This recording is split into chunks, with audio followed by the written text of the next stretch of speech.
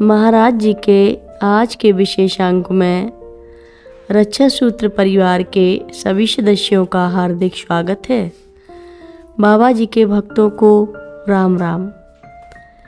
जब मेरे सारे प्रयत्न असफल हो गए तब मैंने इस कार्य में पहले तो उन्हीं से, बाद में उनके आसपास के लोगों से सहायता लेने का निश्चय किया।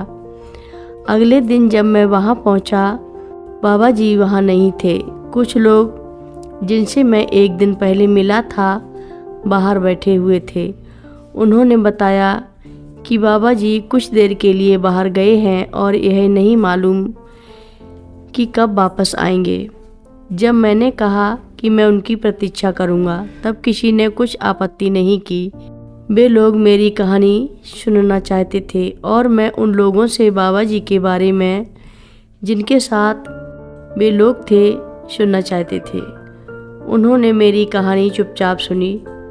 जब उन्होंने अपनी बातें सुनाई तो मेरी जिज्ञासा शांत हुई और इससे मुझे बड़ी सहायता मिली।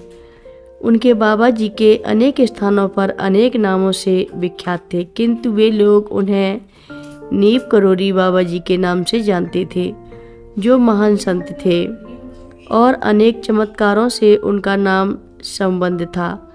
वे लोग उनके साथ केवल उनकी कृपा बस ही है जो भक्तों पर सदैव रहती है। जब मैंने स्टेशन के अंग्रेज व्यक्तित्व वाले व्यक्ति के बारे में पूछा तो उन्होंने कहा वह स्वयं बाबा जी ही अवश्य रहे होंगे। उन्होंने कहा कि बाबा जी ने उसकी बातें नहीं की और आपसे ही बातें करेंगे, मगर समझ लीजिए कि यह सब उनका ही अपना कार्य था। आपको उनके बारे में चिंता करने की आवश्यकता नहीं है। आप भाग्यवान हैं क्योंकि आपको उनकी कृपा बहुत पहले ही प्राप्त है और अब आपको उन्होंने दर्शन दिए हैं।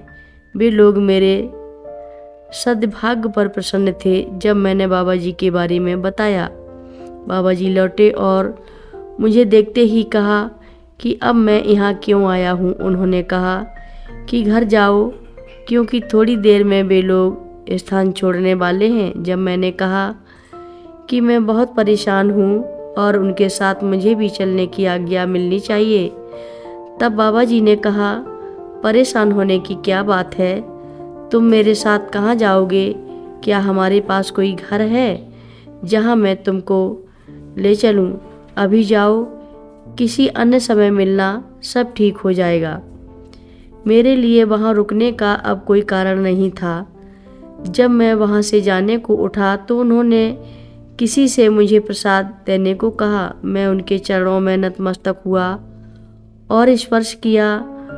उनकी चरण धूल अपने माथे पे लगाई। अब मुझे उनके चरणों के दर्शन हुए। मैं अपने हाथों में प्रसाद लिए वहाँ से चला आया। वर्षों वर्ष बीत गए, किंतु इन वर्षों में मेरी उनके कई भक्तों से भेंट हुई। मैं उनकी कथाएं सुनकर आनंदित होता रहा। उन्होंने मुझे कैंची जाने की सलाह दी, जहां बाबा जी द्वारा एक आश्रम बनवाया जा रहा था और उनके भक्त दर्शनों के लिए वहीं जाया करते हैं। उन्होंने मुझे आपका नाम भी बताया था और कहा कि आपकी जिज्ञासाएं उन्हीं के द्वारा शांत हो जाएंगी। अतः मैं कैंची के लिए बिना कोई तैयारी किए रवाना हो गया। मैं आपसे गेठिया और कैंची में मिला और आपसे बातें करने को कई बार प्रयत्न किया, किंतु अपने प्रयत्नों में असफल होने पर मैं यहाँ आया हूँ। मैं आपसे बात कर अपने अशांत चित्त को शांत करना चाहता था।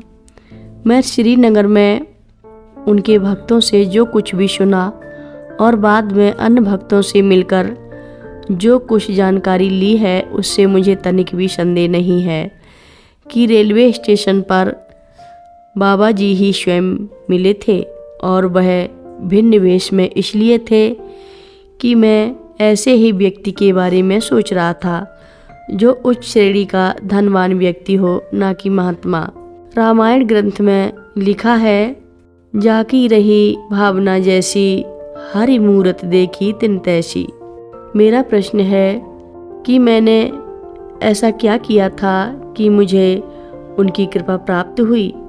मैं तो अज्ञानी था और उन्होंने मेरी सहायता अपनी केवल कृपावश की, क्योंकि मैं असहाय था। किंतु श्रीनगर में बात दूसरी थी। जब उन्होंने मुझे अपने दर्शन दिए, यहाँ मुझे उनकी सहायता की आवश्यकता नहीं थी। यह बीच का सारा समय मुझे अपना व्यापार बढ़ाने में लगा और प्रभु की ओर तनिक भी ध्यान नहीं था।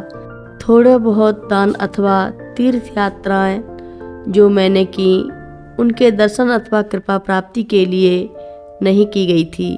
ये मेरे प्रश्न हैं जिसके बारे में प्रकाश डालने की मैं आपसे प्रार्थना करता हूँ। मैंने उनसे कहा कि यह मेरे लिए संभव नहीं है कि मैं उन प्रश्नों पर प्रकाश डालूं। यह तो केवल बाबा जी ही कर सकते हैं। वे चुपचाप बैठे रहे। मैं जो कुछ भी बता सकता था वह यही बता सकता था कि जिस बाबा जी से मैं 1960 में मिला था, वही बाबा जी उसे सन 1930 के दशक में भी मिले थे। उनका वेश भले ही अलग रहा होगा, पर उनके अंदर व्यक्ति एक ही था। मैंने उदाहरण देकर कहा कि आप तो डॉक्टर हैं, बहुत प्रकार की दवाएं होती हैं और उनकी पैकिंग अलग अलग ढंग से की जाती है, किंतु उनका तत्व एक ही होता है। अब मैं कोई प्रश्न नहीं पूछता, उनका उत्तर ही जानना चाहता हूँ, क्योंकि मुझे विश्वास हो चला है कि वे महत्वपूर्ण नहीं हैं। बाबा जी ही स्वयं मेरे प्रश्नों का उत्तर, जिनकी मुझे जब आवश्यकता होगी, देंगे। मेरी सलाह से सब संतुष्ट हुए। 4 दिनों तक खूब विस्तृत और घनिष्ठ वार्ता में बिताकर घर गए। 2 बार फिर वे मेरे घर आए। फिर ना तो कोई प्रश्न थे और ना ही कुछ नया बताने के लिए उनके पास सामग्री ही थी। हर रोज महाराज जी की कथाएं सुनने के लिए सभी भक्तों का धन्यवाद। महाराज जी की कथाएं सुनने के लिए रक्षा सूत्र चैनल को सब्सक्राइब करें, शेयर करें और लाइक करें। घंटी बजाना ना भूलें। कमेंट बॉक्स में लिख भेजें, जय नीब करोरी बाबा जी महाराज। सभी भक्त मिलकर बोलो, कमल ओढ़ने वाले बाबा जी महाराज की जय जय बोलो। जय श्री राम।